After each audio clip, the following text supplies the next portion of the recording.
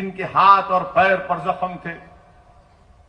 मेरे अजीज दोस्तों और बुजुर्गों, मैं उस वक्त तो ये मकसद से नहीं आया था और आज भी मेरा वो में मकसद नहीं है। अगर कोई मेरी नीयत पर शक कर रहा है तो मैं उनको बताना चाह रहा हूं कि मैंने वो बुरे दिन देखे हैं, वो नजारे हमको आज भी याद हैं।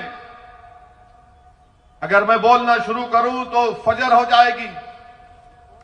बहुत से लोगों को हम जानते हैं, वो एक दर्दनाक दौर था, वो एक बेबसी का आलम था कि जब कोई किसी के हाथ पकड़ने को तैयार नहीं था। मैंने अपनी बहनों से उनकी दर्दनाक दास्तानें सुनी, मुझे याद है। तो अगर कोई ये कहता है कि ओवैसी अहमदाबाद या गुजरात को इसलिए आया है, तुम नहीं जानते मुझे। 2006 में बड़ौदा में एक दरगाह को खबर के साथ रोड वाइंडिंग में तोड़ दिया गया, फसाद हुआ था। मैं और उस वक्त के समाजवादी पार्टी के एमपी अबू आसिम साहब, हम दोनों यहां पर आए थे। बड़ौदा में एक याकूतपुरा इलाका है, पूछना जाकर वहां पर 10 ऐसे पेशेंट्स को ले जाकर मैंने हैदराबाद में उनका इलाज करवाया था। एक का पैर काटना पड़ा जख्मों की वजह से, तो हमने उसको मसनवी पैर लगाकर बड़ौदा भिजाया वापस। हमने काम किया, मगर जब आप हम पर उंगलियां उठाते हैं, सवाल हमसे करते हैं, तो आपका जवाब देने के लिए कह रहा हूं। यकीनन हम अकेले नहीं थे, बहुत सी फलाही तंजीमों ने काम किया। अल्लाह उन सबको सलामत रखे। मेरे अजीज दोस्तों और बुजुर्गों, एक बात आपको बताना चाहता हूं। मुझे सियासी तजुर्बा उतना नहीं है, मगर जितना भी है उस बुनियाद पर आपसे कह रहा हूं कि अल्लाह ने मुझे मौका दिया। हमारे वतन अजीज के मुख्तलिफ रियासतों में, मुख्तलिफ शहर और गांव में जाने का मौका मिला, और मैं ये बात बड़ी जिम्मेदारी के साथ कह रहा हूं। मैं पैगाम दे रहा हूं अहमदाबाद के मुसलमानों को, अहमदाबाद के, गुजरात के, अहमदाबाद के आदिवासियों को, दलित भाइयों को, बहनों को, जो कमजोर और मजलूम अवाम है, आपको पैगाम दे रहा हूं। याद रखो, जब तक आपके पास आपकी एक सियासी ताकत नहीं होगी जो कांग्रेस और बीजेपी से आजाद, जिनकी जबानों पर ना नरेंद्र मोदी का खौफ, ना कांग्रेस का खौफ, वही सियासी क़ियादत, वही सियासी नुमाइंदे आपके मसाइल को हल कर सकते हैं। ये हमारे भारत की जमहूरियत की तल्ख हकीकत है। अगर आप ये समझेंगे कि कैसे जीतोगे, क्या हासिल करोगे तुम असदुद्दीन ओवैसी, मैं आपको बताने आया हूं। तुम एक बार एक तो हो जाओ, तुम एक शीशा पिला हुई दीवार बन जाओ। तुम तमाम एक दूसरे के भाई और बहन बन जाओ, चाहे तुम मुसलमान हो, आदिवासी हो, दलित हो या गरीब हो, कमजोर हो। तुम एक दूसरे के गम को समझना सीख लो। तुम दूसरे का गम अपना गम समझो। किसी के सीने में तकलीफ होती तो जरूरी है कि तुम्हारा दिल भी उसकी तकलीफ को महसूस करे। याद रखो, जब तुम ये कैफियत पैदा कर दोगे तो दुनिया की बड़ी बड़ी ताकतें तुम्हारे सामने आकर अपना सर झुकाएंगी और तुमसे पूछेंगी, बताओ तुमको क्या तकलीफ है, हम तुम्हारा काम करने को तैयार हैं। ये काम आप उसी वक्त करेंगे जब इस आने वाले बल्दिया के चुनाव में 21 मंजलिस के जो उम्मीदवार हैं, आप अपना एक एक वोट देकर पतंग के निशान पर बटन या स्टैंप मारकर उनको कामयाब करेंगे। ये सियासी सफर का आगाज है। सिर्फ अहमदाबाद या गोधरा या दीगर मुकामात के बल्दी इलेक्शन तक ये सियासी सफर नहीं रुकने वाला है।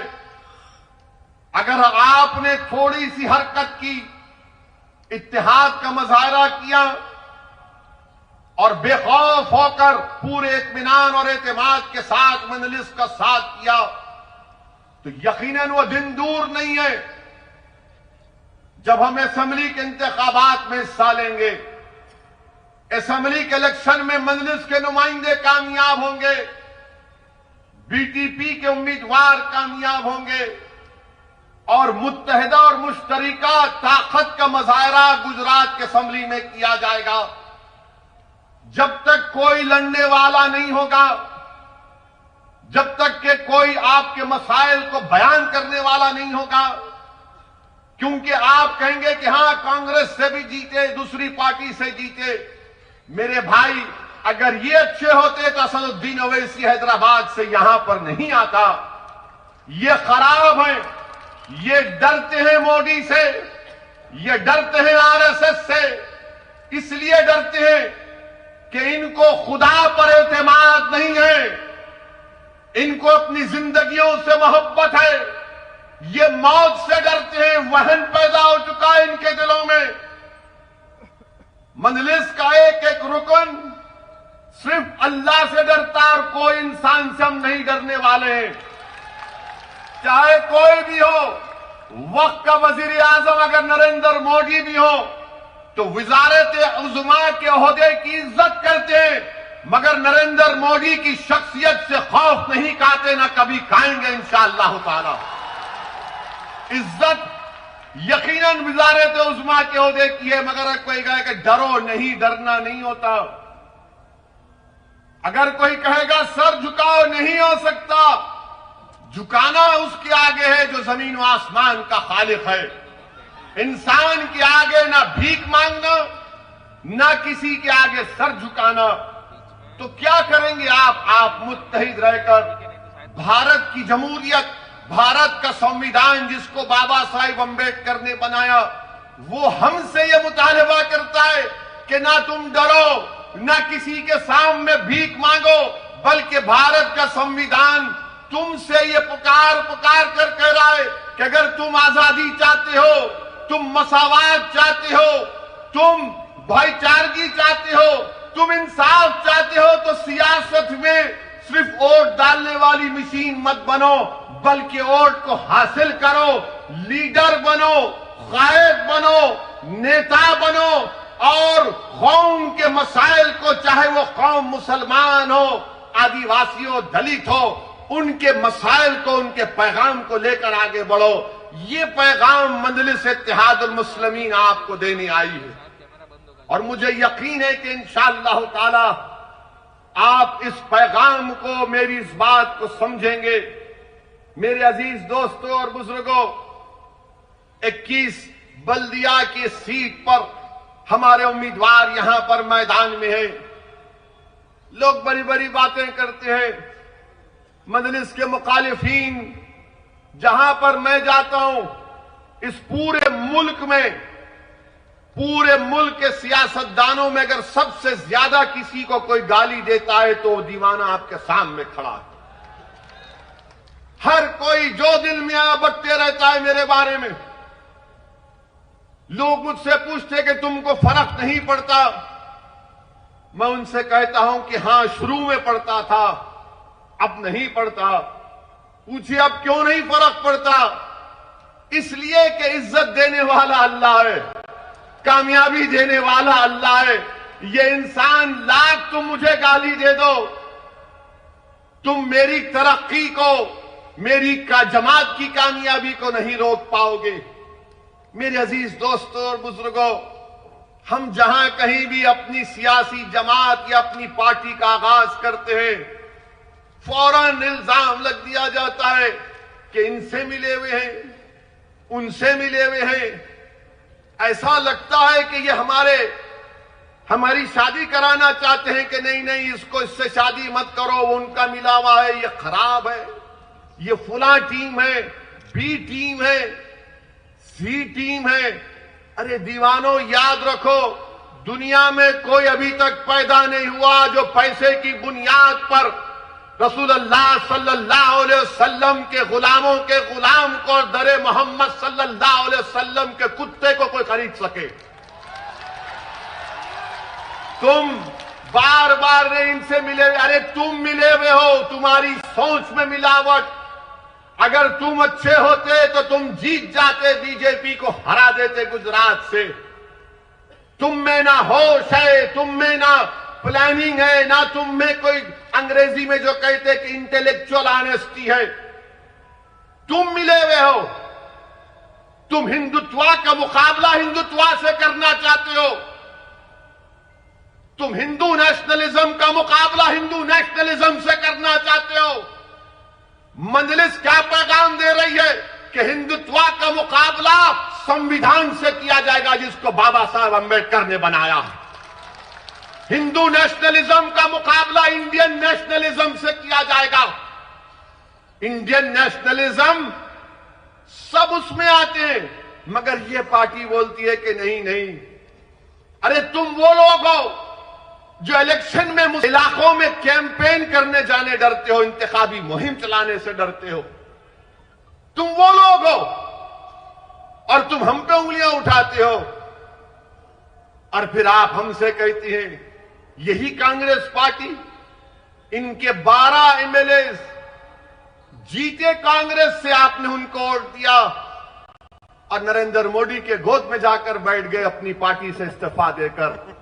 ये 12 अगर भागे तो क्या मैं उनको गुलाब जामुन खिलाकर भिजाया मोदी के पास? ये 12 अगर भागे तो क्या महेश भाई उनको बुलाकर आदिवासियों का खाना खिलाए थे कि खा खड़कनाथ की मुर्गी और भाग मोदी के पास? वोट आपने दिया और गाना गाते हैं मोदी का और इल्जाम लगाते मुझ पर। अरे अपने गिरेबान में आप झांक कर देख लो, बहुत गंदगी है आपके गिरेबान में, मगर गिरेबान में नहीं झांक सकते इसलिए कि आपकी गर्दन बहुत मोटी हो चुकी है। इतनी मोटी हो चुकी है कि आप ये समझते हैं कि हम इस मुल्क में हुकूमत करने के लिए पैदा हुए। वो जमाना चला गया, वो जमाना चला गया, वो जमाना नहीं रहा। आप ये भी जानते हैं कि पार्लियामेंट के चुनाव हुए 2019 में, आप तमाम में कितनों ने बीजेपी को वोट नहीं दिया? हाथ उठाइए, डरिए मत। आप दिए, उठाओ।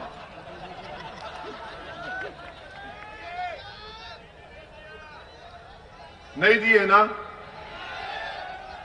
देंगे कभी? देंगे कभी? अब ये बोलो बीजेपी कैसा जीत गई?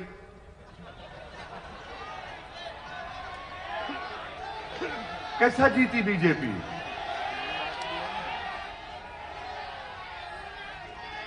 आप वोट नहीं दिए ना, कभी देंगे इंशाअल्लाह। फिर कैसा जीती? इसलिए जीती कि दूसरे पार्टी के जो लोग थे वो बोले नहीं हम मोदी को वोट देंगे, वहां भाग गए उसके पास, वहां जाकर वोट डाल दिए।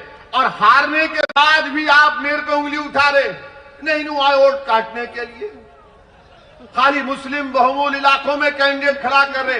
हाँ मेरे भाई, हम अपने इलाकों में अपने घर में खड़ा करेंगे ना।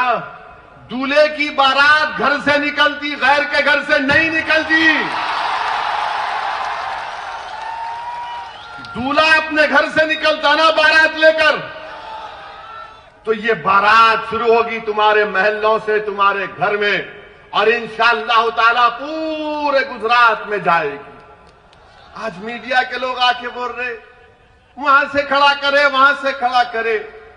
हमने कहा मैडम अभी तो शुरुआत है, अपने घर से ही शुरू करेंगे ना। नेक काम करना, नेक काम जो करते घर से करते ना। पहले घर के कमजोरियों को, बुराइयों को, उसको खत्म करके हम दूसरी जगह जाते। तो घर से शुरू करें, और मुझे यकीन है कि जो काम घर से शुरू किया जाता है उसमें कामयाबी हमको इंशाअल्लाह ताला आप देंगे और अल्लाह हमको कामयाबी से हमकिनार करेगा। मेरे अजीज दोस्तों और बुजुर्गों, यहां पर एक लंबी फेहरिस्त है कि 375 गवर्नमेंट के स्कूल से अहमदाबाद म्युनिसिपल कॉरपोरेशन में ये जो लोग जीते आपकी ओर से 150 ने स्कूल को बंद करवा दिया। 150 स्कूल बंद हो गए, जिसमें 60 गुजराती थे और 90 उर्दू मीडियम के स्कूल थे। ये भी क्या मेरे से पूछ के बंद हुए? आप में हिम्मत नहीं थी इन स्कूलों को खुलाने की। और फिर पीने का पानी दस्तयाब नहीं है। 50 साल 70 साल पुरानी सीवरेज ड्रेनेज की लाइन है, उस पर भी आपको कुछ करना नहीं है। ये रिवर फ्रंट है। मोदी जी, आपने रिवर फ्रंट तो बना दिया, मगर जो मुस्लिम और दलित इलाके हैं वहां पर कौन सा काम करवाया? बताइए मोदी जी, आपकी पार्टी और क्या आपकी हुकूमत ने? दुनिया को दिखाने के लिए रिवर फ्रंट, मगर जो मुस्लिम और दलित इलाके हैं वहां पर पीने का पानी की लाइन नहीं, ड्रेनेज लाइन नहीं, फ्लाईओवर नहीं, और ट्रैफिक में घंटों गाड़ियां रुक जाती हैं। मगर मोदी जी कहेंगे गुजरात आओ, रिवर फ्रंट देखो। हम आपसे कहेंगे आओ हमारे घर को देखो, हमारे इलाकों को देखो जहां पर दलित और मुसलमान बसते हैं। ये जो जीत कर गए, ये नहीं बोल सकते ये बात, क्योंकि इनको इजाजत नहीं है अपने सियासी बाप के खिलाफ कोई बात करने की। फिर ये पिराना इलाका है, पूरा कचरा लाकर डालते वहां पर, पूरा कचरा लाकर डालते। क्या ये बात सच नहीं है कि 28 सितंबर 2020 को टाइम्स ऑफ इंडिया अखबार की रिपोर्ट है कि 12 साल नेहा नाम की लड़की जिंदा उस कचरे के ढेर में दफन हो गई। जो बड़ी बड़ी बातें करते हैं गुजरात में ऐसा हो रहा है, गुजरात में ये हो रहा है, हो रहा होगा, मगर कचरे के ढेर में अगर एक 12 साल की नेहा डूब कर मर जाती है, अपने भाई के साथ गई, क्यों गई? वो इसलिए गई कि वहां पर खिलौने तलाश करना चाहती थी। कचरे के ढेर में नेहा 12 साला लड़की अपने भाई के लिए, अपने लिए खिलौने तलाश करना चाहती थी और अपनी जान खो दी। रिवर फ्रंट भी है और वो पिराना का कचरों का अंबार भी है। अब आपको कौन सी चीज पसंद है, आपको फैसला करना पड़ेगा। ये रिवर फ्रंट दिखने में बहुत अच्छा है, मगर मैं तुमसे कह रहा हूं नजर वहां पर नहीं, नजर घर पर रखो, नजर घर पर रखो, घर के बाहर रखो। और हम आपसे वादा कर रहे हैं कि जिताओ मजलिस के 11 कॉरपोरेटर को, इंशाअल्लाह ताला रिवर फ्रंट की तरह आपके महल्लों में तरक्की के काम कराएंगे। और अगर काम नहीं होगा और अगर सरकार काम नहीं करेगी तो असदुद्दीन ओवैसी आकर अहमदाबाद में धरना देगा, सत्याग्रह करेगा। ये गांधी की सरजमीन है। अहमदाबाद की रोड पर आकर मैं खुद बैठूंगा तुम्हारे साथ। मेरे अजीज दोस्तों और बुजुर्गों, फिर एक और इलाका मख्तमपुरा में हमारे कैंडिडेट सद्दाम हनीफ के वालिद ने बोरवेल के लिए जमीन दी, तो कांग्रेस के लोगों ने कहा नहीं, तेरी जमीन नहीं होना, हम बोरवेल लगाएंगे, उसका पैसा भी वसूल करेंगे और लोगों से पैसा लेंगे भी। हम जमीन देने तैयार सद्दाम के वालिद। ये इनका मामला है। 200 दुकानों को डिमोलिश कर दिया गया, कोई वहां पर नहीं गया। ये आपको समझना है इन चीजों को। अगर आपके नुमाइंदे कामयाब होते हैं तो आपके गम को, आपकी तकलीफ को समझेंगे, आपके लिए दौड़ेंगे, आपके लिए काम करेंगे। जब रिवर फ्रंट के लिए पैसा आए तो फिर इन गरीब मुस्लिम और दलित इलाकों में पैसा क्यों नहीं है? कोई पूछने वाला नहीं है, कोई लड़ने वाला नहीं है। मेरे अजीज दोस्तों और बुजुर्गों, इन चीज पर आपको गौर करके 21 तारीख को एक तारीखी फैसला आपको लेना है और अहमदाबाद कि आसमानों में इंशाअल्लाह ताला अब आपको पतंग को पिलाना है और सिर्फ हर जगह 21 तारीख के दिन लोग ये बता देना कि हां, हमारे महल्लों में, हमारे घर में, हमारे इलाकों में सिर्फ पतंग ही पतंग चल रही है, दूसरा कोई वहां पर नजर नहीं आना चाहिए। मेरे अजीज दोस्तों और बुजुर्गों, मैं एक बात शुरू में कहना चाहता था जो जहन से निकल गई। मैं अल्लाह से दुआ करता हूं कि उत्तराखंड में जो सैलाब आया है धौली गंगा नदी में, जिससे कई लोग अभी भी फंसे हुए हैं, हम अल्लाह से दुआ करते हैं कि उत्तराखंड में अल्लाह वो तमाम लोग जो उस सैलाब में फंसे, अल्लाह उन तमाम को राहत दे, अल्लाह उनकी जानों को बचाए। और हम अल्लाह से दुआ करते हैं कि अल्लाह जल्द से जल्द उनको उस तकलीफ और मुसीबत से निजात दे। मेरे अजीज दोस्तों और बुजुर्गों, एक और बात जो बीजेपी की गवर्नमेंट कहती है कि हमने गुजरात में ऐसा कर दिया, वो कर दिया। गुजरात की हाई कोर्ट 5 फरवरी को एक केस आया और उस केस में गुजरात हाई कोर्ट के 2 जजेस ने क्या कहा, मैं वो कारोबार करने वालों से कह रहा हूं जो बिजनेस करते हैं, माहिर हैं कारोबार में गुजराती भाई हमारे। गुजरात हाई कोर्ट में एक भारत एसिड एंड केमिकल एक केस गया जिसमें इस भारत एसिड एंड केमिकल के मालिक ने कहा कि मुझको जीएसटी के लोगों ने मुझे डराया, धमकाया और मुझसे कहा कि तुझको 9 करोड़ रुपए भरना पड़ेगा जीएसटी, और 33 घंटे उसको रोक के रख लिए। 8 दिन उसके घर में बैठे रहे। वो गुजरात हाई कोर्ट को गया तो गुजरात हाई कोर्ट के 2 जजेस ने कहा कि हां, ये कोई ताज्जुब की बात नहीं है कि सबसे ज्यादा जीएसटी गुजरात में कलेक्ट होता।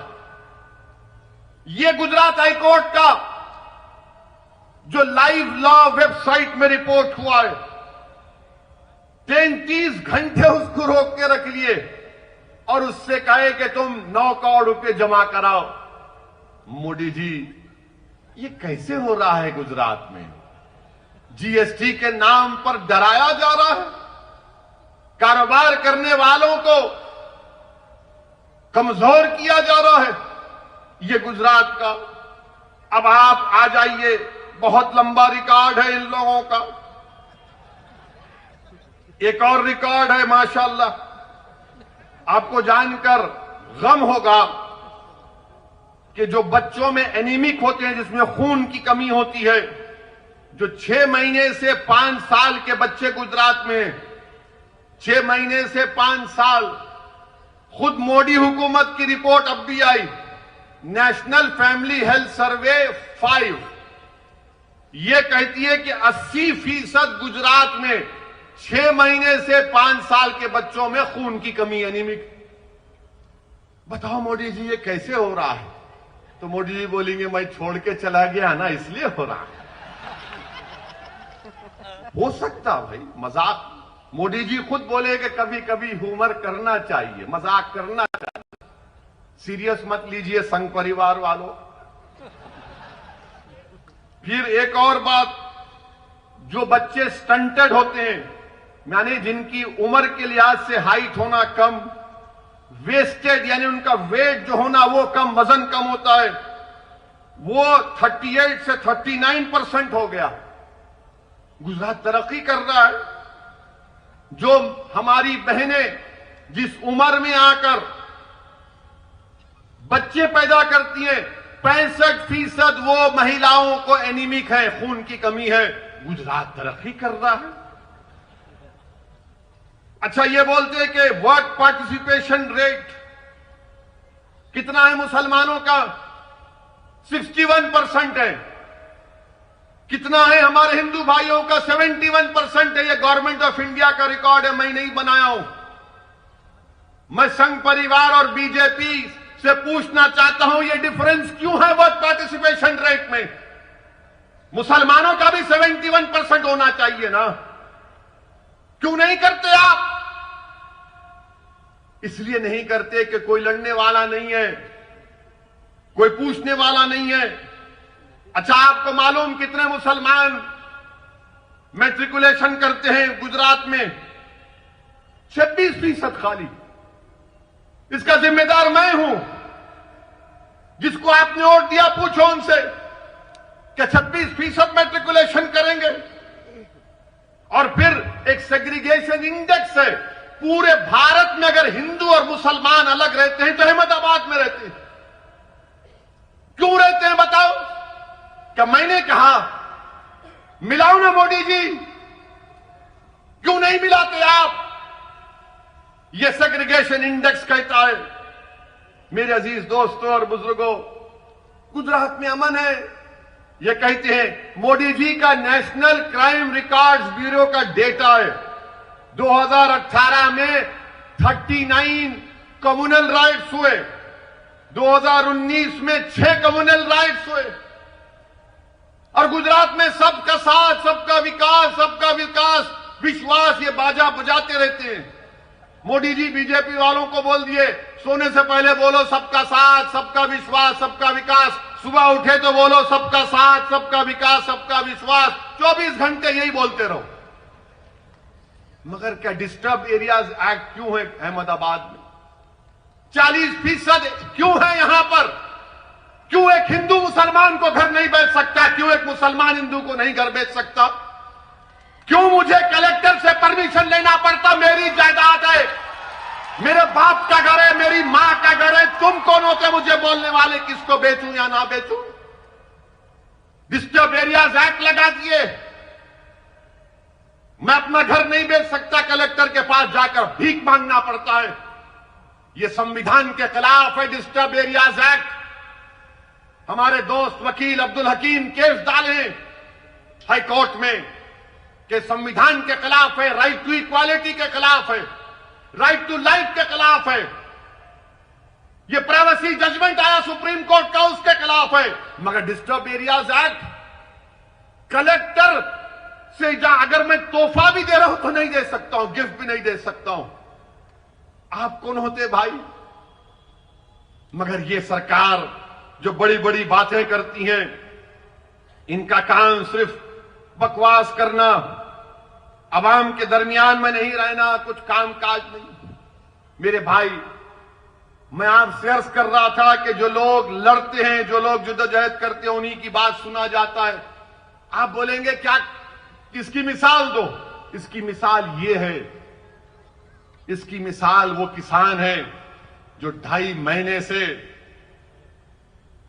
पंजाब और हरियाणा के बॉर्डर पर बैठा हुआ है। इसकी मिसाल वो है, वो किसान जो आज वहां पर बैठा हुआ है वेस्टर्न यूपी के बॉर्डर पर, और 300 से ज्यादा मोदी सरकार के पास एमपी हैं। भारत के कई रियासतों में बीजेपी की सरकार है, मगर किसान रोड पर निकलकर आया, एहतजाज किया, तो मोदी सरकार परेशान है, नरेंद्र मोदी परेशान है, अमित शाह परेशान है, बीजेपी परेशान है, संघ परिवार परेशान है कि ये क्या हो रहा है। सबक क्या है, पैगाम क्या है कि एहतजाज करना जमहूरियत के लिए जरूरी है।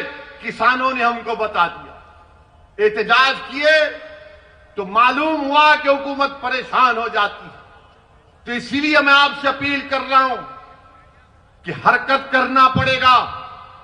जिंदा अगर हैं तो जिंदगी का सबूत सिर्फ खामोश बैठकर आंख में आंसू लाने से नहीं दिया जाता। जिंदा है तो जिंदगी का सबूत देना है तो एहतजाज करना पड़ेगा। सदा एहतजाज को बुलंद करना पड़ेगा।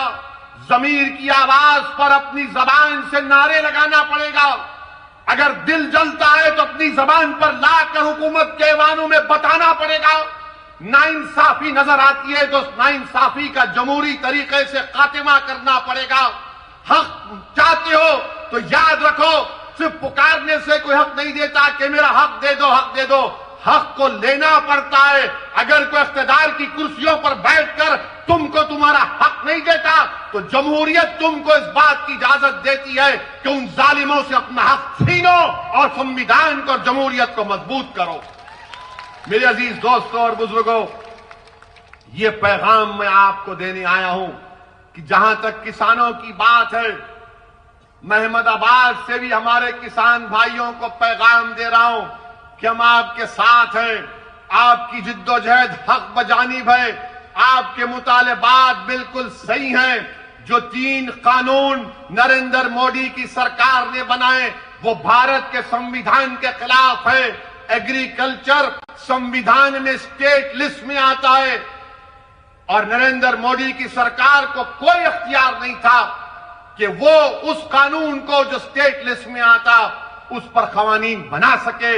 एग्रीकल्चर मिनिस्टर बोलते हैं तोमर साहब इसमें क्या काला है दिखाओ। अरे काला उसमें यह है कि भारत के संविधान के खिलाफ है। जो कानून बनाने का इख्तियार आपको नहीं है, आप कैसे बनाए हो कानून।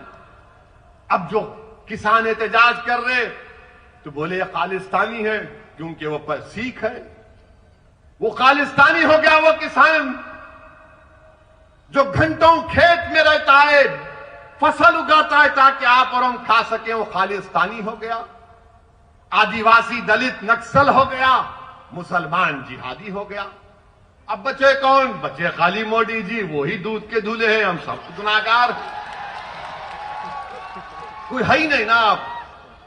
अब मोदी जी का मामला यह है कि वो कहते हैं कि नो, कोई एहतजाज मत करो, मैं जो ज्ञान देता हूं वो ज्ञान को सुनो, मैं मन की बात बोलता हूं, सुन लो, अमल कर लो। मोदी जी, मन की बात सुनने से गरीब का पेट नहीं भरता, मन की बात सुनने से किसानों का गम दूर नहीं होगा। मन की बात सुन सुन के हम बोर हो चुके हैं। अब आप किसानों की मन की बात समझो। अगर मोदी जी इंसाफ करना चाहते हैं, वो खुद कहते हैं कि मैं गुजरात की गरीब परिवार से उठकर आया हूं। अगर आप गरीबों का गम समझते हैं तो अपने घर में उन किसानों को बुलाइए। जिस तरह आपने बराक ओबामा को बिठाकर अपने हाथ से चाय पिलाकर ओबामा को दिया, अच्छा किया, मेहमान था। जब आप मेहमान को बुलाकर चाय पिला सकते हैं, अरे ये तो भारत के किसान है ना मोदी जी, आप उनको बुलाइए अपने घर में, एक 10-12 को बुलाइए, चाय पिलाइए, उनको गले से लगाइए और सिर्फ इतना कहिए कि हम तुम्हारे गम को समझते हैं, अब तुम्हारे आंख में आंसू नहीं आएगा। देखो वो किसान आपको अपने गोद में बिठा लेगा, अपने सर पर बिठा लेगा। मोदी जी, आप किसानों के इस तकलीफ को आपकी हुकूमत को समझना पड़ेगा। लोग मुझसे सवाल करते हैं कि वो किसान का नेता रोया तो पूरे किसान जज्बात में आ गए। मेरे भाई, यही तो मैं कह रहा हूं कि जिसके अज़ाइम में सच्चाई होती है, जो इखलास की बुनियाद पर काम होता है, कुदरत उसकी मदद करती है। कोई सोच भी नहीं सकता था कि किसान उठेगा और किसान उठा है। अच्छा, ऐसा उठा है कि नरेंद्र मोदी की सरकार किसानों को रोकने के लिए कीले लगा दिए, कीले लगाए। पुलिस का काम, लॉ एंड ऑर्डर का, पुलिस हाईवे खोद रही है, दिल्ली पुलिस हाईवे खोद के कीले लगाए और पुलिस वालों को वो लंबे लंबे क्या बोलते हो, वो आयरन के रॉड दिए। मोदी जी, आपसे एक अपील कर रहा हूं, बुरा मत मानिए। अगर यही कीले आप लद्दाख में लगा देते तो चीन की फौज नहीं आती। यही आप खोद के रख देते तो गलवान में PP-18 पे आज भी हम जाकर अपनी फौज को भिजा सकते थे। मोदी जी, वहां पर कीले नहीं लगाए आपने, क्यों नहीं किया आपने? लद्दाख में 18 भारत के सेना के लोग शहीद हो गए। प्रधानमंत्री, अगर 56 इंच का सीना है तो चीन को सबक सिखाना था। अब चीन क्या कर रहा है? 1000 स्क्वायर किलोमीटर जमीन जो भारत के एलएसी में चीन कब्जा करके बैठा है। और मोदी जी बोलते हैं भाइयों बहनों, सबका साथ, सबका विश्वास, सबका, ना कोई था ना कोई रहेगा। 1000 स्क्वायर किलोमीटर पर चीन की फौज भारत के एलएसी की जमीन पर बैठी है। अरुणाचल प्रदेश में गांव बसा दिए भारत की जमीन पर। सिक्किम में नकुला में चीन की फौज। मोदी जी दिखाइए ना। तो मोदी जी अपनी जबान से वजीर आजम चाइना का नाम नहीं लेते। सबका नाम ले लेंगे, सबको नाम रख देंगे, मगर चाइना का ही नाम नहीं लेते। अब मैं वजीर आजम से कह रहा हूं कि मैं अहमदाबाद से इस रिवर फ्रंट के सामने खड़े होकर जिस मुल्क का नाम हमारा वजीर आजम लेने से डरता है, हम कह रहे हैं कि चीन चाइना की पीएलए भारत की 1000 स्क्वायर किलोमीटर पर कब्जा करके बैठी हुई है। प्रधानमंत्री अपनी जबान से चाइना का नाम लो। क्यों नहीं लेते चाइना का नाम आप? कोई पूछेगा 1000 स्क्वायर किलोमीटर कहां से आया? हिंदू अखबार लिखा। मेरा अखबार नहीं है, मेरे ससुरे का नहीं है। और वैसे भी एक ही शादी कर रहा हूं, वो गलतफहमी मत रही है। और अल्हम्दुलिल्लाह घर में है हमारी बेगम, है, साथ रहते हम। समझे ना? समझ गए ना? अक्लमंद को इशारा काफी। कितना हंस रहे देखो चीचा। अंकल बेगम का नाम लिए तो हाँ, बात हो रही ना, याद आते, हमको भी याद आते। घर जाना है ना। आप बताइए, चीन का नाम ही नहीं लेते। और बीजेपी के लोग हम वो कर देंगे, वो बर्दाश्त नहीं करेंगे, ये कर देंगे, फुला कर देंगे। अरे तुम कुछ भी नहीं कर रहे ना, कुछ तो करो प्यारे। खाली टीवी चैनल पर आकर बैठकर दे लंबा लंबा छोड़ते, ओ लंबा लंबा। एक जोक बोलता हूं, बुरा मत मानिए, जोक है। मोदी जी भी मन की बात में बोले कभी कभी ह्यूमर होना चाहिए। तो मोदी जी सऊदी अरब गए। सऊदी अरब, सुन ली, याद है? बोलूं? बोल। तोप को देखे रियाद में, पुरानी तोप रियाद में थी। हमारे वजीर आजम हर चीज को बड़ा गहराई से देखते हैं। गोल गए। जोक है, सच्चाई नहीं है, लिटिल ह्यूमर, लाइटर वेन में। तो वहां पर जाकर प्रधानमंत्री ने उस अरब शेख से पूछा कितना फेंकती?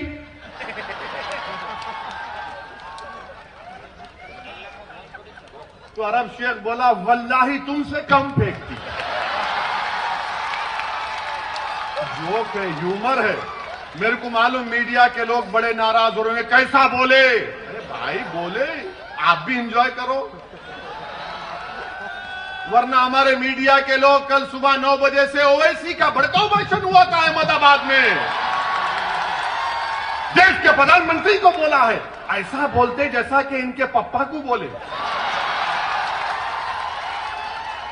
प्राइम मिनिस्टर है, मेरा भी प्राइम मिनिस्टर है, मेरा भी हक बनता क्रिटिसाइज करने का। हम प्रधानमंत्री है तो खुदा नहीं है, हम क्रिटिसाइज भी करेंगे, सवाल भी पूछेंगे। मगर मीडिया के लोग कैसा बोले? वो अंग्रेजी में कहावत है ना, more loyal than the king. इनको बड़ी तकलीफ हो जाती मीडिया वालों। अब मार्च के बाद अपनी नौकरी की फिक्र करो। तुम्हारी नौकरियां जाने वाली हैं, अल्लाह तुमको बचाए।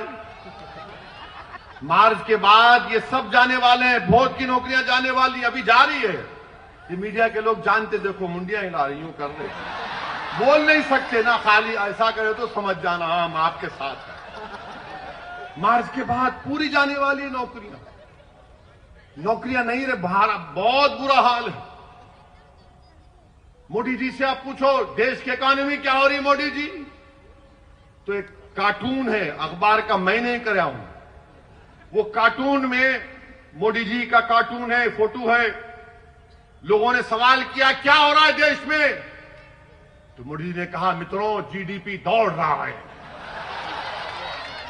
तो जीडीपी क्या है, गैस की कीमत बढ़ गई, डीजल की कीमत बढ़ गई, पेट्रोल की बढ़ गई। मोदी जी कह रहे देखो जीडीपी दौड़ रहा है। अब ये तकलीफ किसी को नहीं हो रही, पेट्रोल की कीमत बढ़ते जा रही, डीजल की कीमत बढ़ते जा रही है, और भी बढ़ गया। बजट आया तो रुकने का नाम ही नहीं है। मगर जो मोदी जी के भक्त हैं, नहीं नहीं क्या होता, हमारी गाड़ी में पेट्रोल नहीं, हमारी गाड़ी में हवा से चलती। मगर गरीब की गाड़ी तो हवा से नहीं चलती, गरीब की मोटरसाइकिल हवा से नहीं चलती, गरीब की गाड़ी मोदी की मोहब्बत से नहीं चलती, गरीब की गाड़ी पेट्रोल और डीजल से चलती। जिसको कारोबार करना है वो तो बर्बाद हो रहा है। लॉकडाउन लगाया आपने, अनकॉन्स्टिट्यूशनल लॉकडाउन। लॉकडाउन के लिए मोदी जी ने कहा रात में 8 बजे आए, मैं बोला गया काम। अब लोगों को हैबत होती, रात में 8 बजे वजीर आजम आए तो अब क्या करने वाले हैं भाई। बोले भाइयों बहनों लॉकडाउन, कितने घंटे का टाइम दिए, 4 घंटे। 4 घंटे में लॉकडाउन हो गया। और लॉकडाउन लिफ्ट करने के लिए मोदी सरकार देती है आपको 8 दिन का टाइम। लॉकडाउन लगा, गरीब पिट गया, बर्बाद हो गया गरीब, नौकरियां चले गई, कारोबार बर्बाद हो गया, भूखमरी के शिकार हो गए लोग। आपको मालूम इनफॉर्मल सेक्टर में भारत में 10 करोड़ नौकरियां चले गई, करीब 25-30 लाख फॉर्मल सेक्टर की तनख्वाहें लोगों की कम हो गई। मगर कोई बोलता ही नहीं है ना। क्यों नहीं बोलते तुम, ये बात बताओ हमको। हम क्यों बोले, तुम क्यों नहीं बोलते? तुम्हारी जबानें क्यों रुकी हुई हैं बताओ। और पूरे मुल्क में कोरोना चल रहा, लॉकडाउन आपने गलत किया। जनवरी के आखिरी हफ्ते में पहला कोरोना का पेशेंट केरला में आया, इटली से आए थे। जब पूरा कोरोना बढ़ गया तो देखे किसको बलि का बकरा बनाओ, तबलीगी जमात को बना दिया। क्या कहा, ये तबलीगी जमात के लोग कोरोना जिहाद कर रहे। माशाल्लाह मोदी जी, आपके लोगों ने तो कोरोना को भी कलमा पढ़ा दिया, अशहदु अल्ला इलाहा इल्लल्लाह व अशहदु अन्ना मुहम्मद रसूलुल्लाह। माने कोरोना को भी आपने मुसलमान बना दिया। क्या दिमाग है आप लोगों का, माशाल्लाह। अल्लाह नजर बद से बचाए, ये दिमाग और बढ़ता रहे। तबलीगी जमात के लोगों को ले जाकर पकड़ पकड़ कर वहां डाल, यहां डाल, और टीवी पर तो माशाल्लाह रोज टीवी। ये तबलीगी जमात के लोग किए, इन्होंने कोरोना फैलाया, इनकी वजह से कोरोना फैला। और हमारे हिंदू भाइयों को ये बता दिया देखो मुसलमानों की वजह से कोरोना फैल गया। और हमारे हिंदू भाई बेचारे शरीफ हैं, मोदी जी जो बोलते यकीन कर लेते, अरे हो सकता भाई ये चेहरे पे टोपी, सर पे दाढ़ी, कुर्ता पैजामा, टखने के ऊपर पैजामा, हाँ ये करे होंगे, इनको क्या जरूरत थी। अरे बीमारी का कब से मजहब होता है बताओ। जहां जहां मुकदमा डाले कोर्ट ने निकाल कर फेंका, मुंह पे तमाचा मारा उन लोग, और कहा कि नहीं तबलीगी जमात या उसके जिम्मेदारान कोरोना फैलाने के जिम्मेदार नहीं है। एक के बाद एक कोर्ट ने कह दिया। जब पूरे मुल्क में तबलीगी जमात पर इल्जाम लगाया जा रहा था तो एक ही दीवाना था जो टीवी पर जाकर कह रहा था कि नहीं बीमारी का कोई मजहब नहीं होता। वो कौन था? वो असदुद्दीन ओवैसी था। कोरोना जिहाद, लव जिहाद, जमीन जिहाद, अब तो कॉमेडी जिहाद भी हो गया। यानी हर चीज को जिहाद से जोड़ते। ये लव और जिहाद कहां से आ गया बाबा? मोहब्बत तो अंधी होती ना, बहुत से लोग किए होंगे, सर से चीखा मार रहे हैं। करना भी चाहिए, बगैर मोहब्बत के कोई इंसान नहीं रहता, याद रखो। अल्लाह हमको जज्बात दिया, मोहब्बत करना जरूरी है, और सबसे पहली मोहब्बत करना है तो। मगर ये लोग लव जिहाद, अरे कै का लव जिहाद बाबा? या खाने को खाना नहीं है, नौकरियां नहीं है, मगर आप लव जिहाद, कोरोना जिहाद, क्या कर रहे हैं आप देश में? कितनी नफरत फैलाएंगे मुसलमानों के बारे में? नहीं ये करे, अरे क्या करे बताओ ना तुम? क्या कोई कोरोना से जिहाद करता है? लखनऊ में आंध्र प्रदेश की एक जमात गई, जिसमें हमारी एक बहन थी, ले जाकर एक कॉलेज में बंद कर दिए, हामिला थी। वो कह रही है कि देखो मुझे बच्चा हो सकता है, पानी छूट रहा है। आकर धक्का दिए, उसका हमल साकित हो गया। बताओ आप, कई वाकयात है। किसी एक रियासत में एक बच्चा गया, उसको हर पूरे लोग टीवी पर देखकर बोले तू तबलीग का है, तबलीग का है। वो बेचारा तंग आकर खुदकुशी कर लिया। आप बताइए देश कहां जा रहा है? कितना आप नफरत फैलाएंगे? मोदी जी, मैं आपसे एक मोटा सवाल कर रहा हूं, आपकी सरजमीन में खड़े होकर। चाइना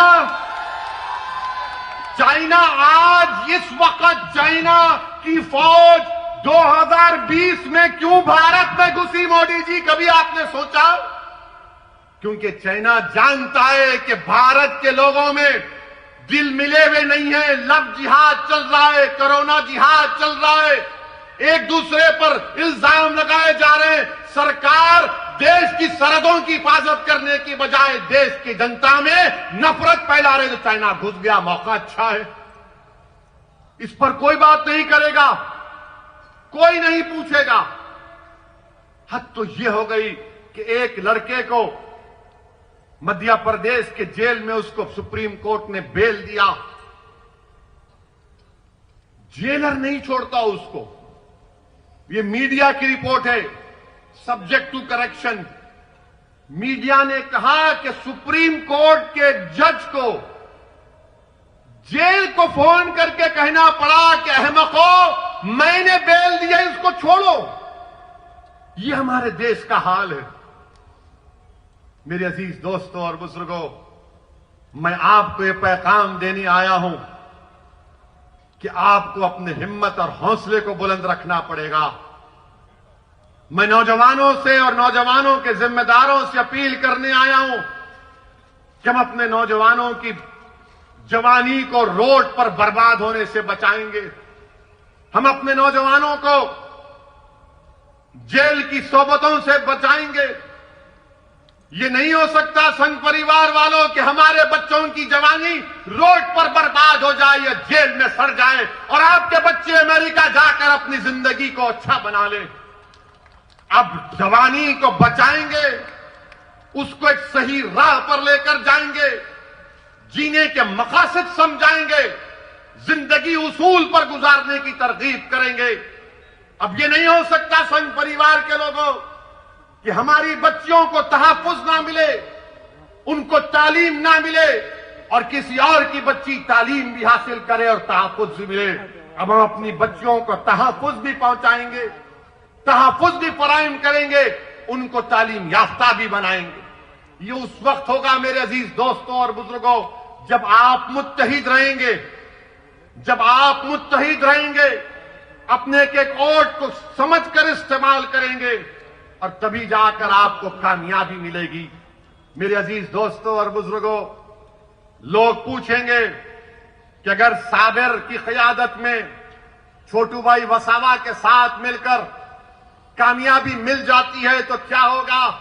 मेरे भाई, कामयाबी अगर मिलेगी ना तो कभी पार्लियामेंट को देखना हम दोनों को।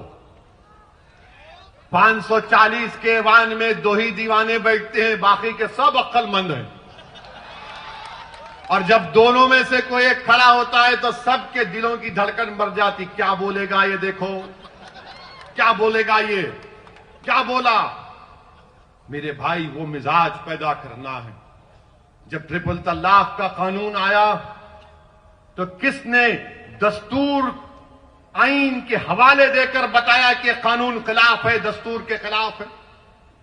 अब आपने देख लिया ना, दुनिया ने देख लिया कि मैं जब कह रहा था कि शादी एक सिविल मैटर है, उसमें क्रिमिनल कानून नहीं लगाया जा सकता, तो ये नाम निहाद जो लिबरल किस्म के लोग हैं, अरे आप क्यों जुल्म कर रहे हैं मुस्लिम औरतों पर? अरे मेरे भाई, मेरी बहन, मैंने कहा शादी जो है इस्लाम में कॉन्ट्रैक्ट है, जन्म जन्म का साथ नहीं है, कॉन्ट्रैक्ट है। इसमें क्रिमिनल कानून कैसा लेकर आते आप? मगर अब क्या हुआ, लव जिहाद का कानून बना दिए, और यह कानून ये बना दिए कि अगर कोई लव जिहाद के जरिए शादी करता है तो 5 साल 10 साल की सजा उसमें। अब मेरे को आके बोल रहे नहीं ओवैसी, आप सही कहे थे। मैंने कहा फायदा क्या है नुकसान पहुंचाने के बाद आज आप आकर कह रहे हैं। मेरे अजीज दोस्तों और बुजुर्गों, अगर हिम्मत है, हौसला है, CAA का कानून 540 का ऐवान है। किसने नरेंद्र मोदी के 303 MPs के सामने उस CAA कानून को कहा कि भारत के संविधान के खिलाफ है, यह मजहब के नाम पर नाइंसाफी करता है, राइट टू इक्वालिटी का वायलेशन है? किसने कहा कि जिस तरह महात्मा गांधी ने गोरों की जो हुकूमत ने कानून बनाया था अफ्रीका में, तो गांधी ने गोरों के सामने उस कानून को फाड़ कर जलाया था, तो मैंने मोदी सरकार की हुकूमत के सामने वो काम किया, कहा कि जिस तरह गांधी ने काम किया, मैं मोदी तुम्हारे कानून को फाड़ता हूं आज पार्लियामेंट। ये काम कोई नहीं किए, हम कानून को फाड़े। मकसद क्या था कि पैगाम जनता को मिले कि तुम्हारा नुमाइंदा बैठा हुआ है लोकसभा में, गूंगा बनकर नहीं बैठा है, अंधा बनकर नहीं बैठा है, बल्कि हरकत करने बैठा है, लड़ने के लिए बैठा है। अगर आज गुजरात की असेंबली में, विधानसभा में छोटू भाई वसावा के साथ आपके नुमाइंदे कामयाब होकर जाएंगे, तो इंशाअल्लाह ताला गुजरात की विधानसभा की दरों दीवारों को हिला के रख देंगे। और कैसे हिलाएंगे? तुम्हारे मसाइल बयान करके, इंसाफ का मुतालबा करके। मेरे अजीज दोस्तों और बुजुर्गों, इस सरजमीन पर बसने वाले आप तमाम को मैं सलाम करता हूं। आपने बहुत तकालीफ बर्दाश्त किए, आपने बहुत से मसाइब और मुश्किलात का सामना किया, आपने खाक और खून के दरियाओं से आपको गुजरना पड़ा, आपके सरों पर काले बादल मंडलाते रहते हैं। मगर मैं आपको पैगाम देने आया हूं हैदराबाद की आवाम की तरफ से, मैं आपको पैगाम देने आया हूं। बिहार का, वो भारत का सबसे पसमानदा इलाका सीमांचल है। मैं आपको पैगाम देने आया हूं उत्तर प्रदेश के उन गरीबों की तरफ से, मैं आपको पैगाम देने आया हूं महाराष्ट्र के उन गयूर लोगों की तरफ से कि गुजरात की सरजमीन पर बसने वालों, तुम अकेले नहीं हो, हम तुम्हारे साथ खड़े हैं इंशाअल्लाह ताला। इस लड़ाई में तुम अब अकेले नहीं होगे। तुम्हारी आंख में आंसू आएगा तो हमारी आंख में भी आंसू आएगा, तुम्हारे सीने में तकलीफ होगी तो हमारे सीने में भी हम उसकी चुभन को महसूस करेंगे। तुम्हारे तलवों में अगर कोई कांटा चुपेगा तो यकीन जानो हमारे तलवों में भी दर्द होगा। तुम्हारी तकलीफ तुम अब अकेले नहीं सहोगे। इंशाअल्लाह ताला हम सब मिलकर इन नाइंसाफियों के दौर का खात्मा करेंगे। और भारत का संविधान आपको इस बात की इजाजत देता है। आप देखते हैं कि हम सीमांचल में इलेक्शन लड़े, 5 सीट पर कामयाबी हमको मिली, और जैसा 5 सीट जीते तमाम के तमाम लिखना शुरू कर दिए, इन्हें आ गया, ये पार्टी आ गई। अच्छा, हमको ले जाकर जिना से मिलाते, दूर दूर तक ताल्लुक नहीं है। जिना भारत को छोड़ के भाग गए। हमारे बुजुर्गों ने फैसला लिया कि हम, भारत हमारी सरजमीन है, हम इस सरजमीन पर बाइज्जत शहरी बनकर रहेंगे। मगर इल्जाम लगाना इनका मकसद है। मैं आपसे ये भी कहूंगा कि अब कांग्रेस में दम नहीं है मेरे भाई, अब कांग्रेस में दम नहीं है। अब कांग्रेस में कुछ भी नहीं हो सकता इनका। अब कांग्रेस को अगर दुनिया के सबसे बड़े हकीम साहब के पास भी जाकर बोलेंगे हकीम साहब एक पेशेंट है,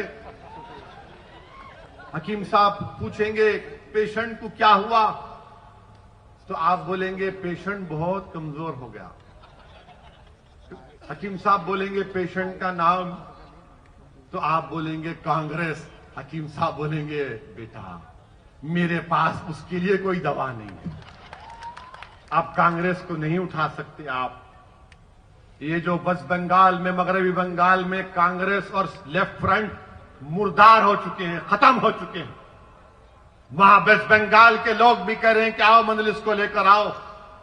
हम एक विकल्प देख रहे हैं मंजलिस के रूप में, क्योंकि टीएमसी और बीजेपी एक सिक्के के दो रुख हैं। हर जगह पर कांग्रेस खत्म हो चुकी है। राहुल गांधी हार गए अमेठी, कहां जाकर जीते?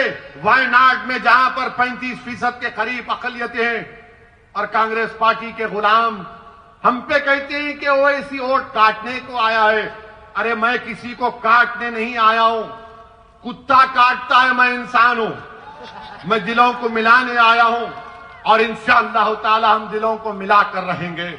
मेरी आपसे एक ही गुजारिश है कि साबिर साहब के हाथ को मजबूत करिए, छोटू भाई वसावा के हाथ को मजबूत करिए।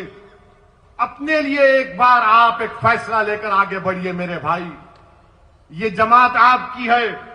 बरसों आपने मुख्तलिफ पार्टी को वोट दिया। आज आपके दरमियान में आपकी पार्टी है जो आपकी तकलीफ को, आपके गम को समझती है और आपको अपनी पार्टी के लिए, खुद आप कैंडिडेट हैं, ये 21 उम्मीदवार नहीं है, आप कैंडिडेट हैं।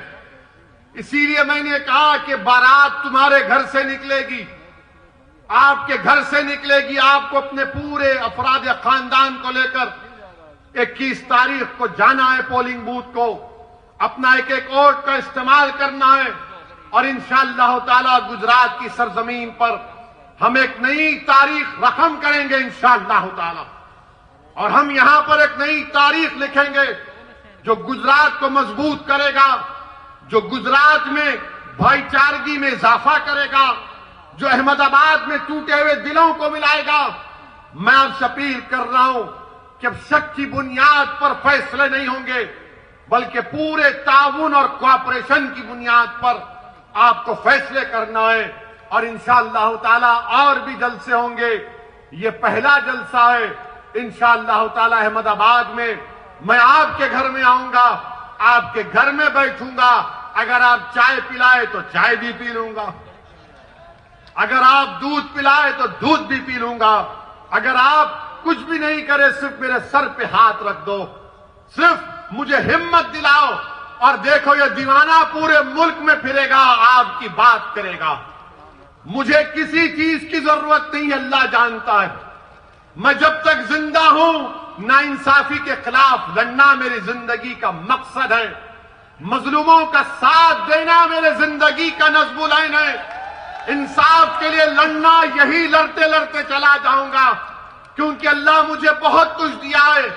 मगर जब ये नाइंसाफियों को देखता हूं, तकलीफ होती है, तिलमिलाहट महसूस करता हूं, गुस्सा आता है। मगर मेरे अजीज दोस्तों और बुजुर्गों, अब इस गुस्से को जमहूरी तरीके से हमको अपने मुकद्दर के फैसले करना पड़ेगा। मजलिस का साथ दीजिए, पतंग के निशान पर बटन दबाइए और 21 तारीख के दिन नौजवानों पतंग लेकर खींच मारते हुए जाना हर चीज को। कोई इंशाअल्लाह ताला आपकी ताकत, आपके जज्बे के खिलाफ कोई सामने नहीं ठहरेगा। शुक्रिया। वाखिर दावाना अल्हम्दुलिल्लाहि रब्बिल आलमीन।